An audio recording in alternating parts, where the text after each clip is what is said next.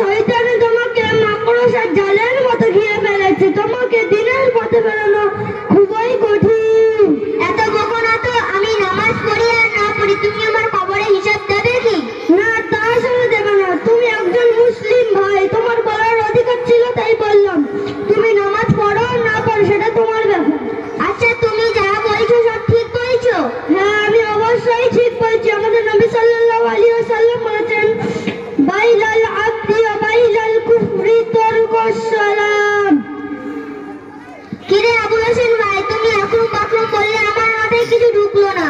না, তা আসলে ঢুকবে না। তুমি প্রতিদিন বাজারে যাবে, বাজারে গিয়ে মোবাইলে কার্টুন নিয়ে ব্যস্ত থাকবে, তবে তোমার মাথায় ঢুকবে কি করে?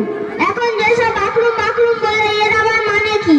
এর মানে হলো আমাদের নবী সাল্লাল্লাহু আলাইহি ওয়াসাল্লাম বলেছেন, একজন বেঈমান ব্যক্তি ও একজন ঈমানদার ব্যক্তির মধ্যে পার্থক্য হলো নামাজ। কি, আমি নামাজ পড়ি না বলে আমি বেঈমান হয়ে গেছি? ঠিক আছে, আমি আর নামাজ কাজা করবো না।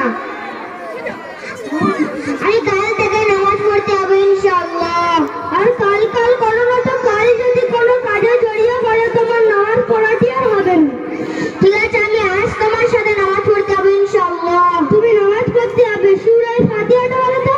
আলহামদুলিল্লাহি রাব্বিল আলামিন, মাঝে কিছু জানি না ওয়ালাদ্দাল্লিন। কি রে শাহরু ভাই, এ কেমন সূরা ফাতিহা? আগে তো কখনো শুনিনি। কি, আমি এমন কি ভুল বলেছি?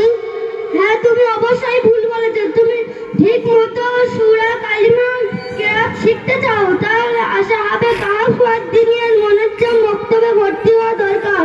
ঠিক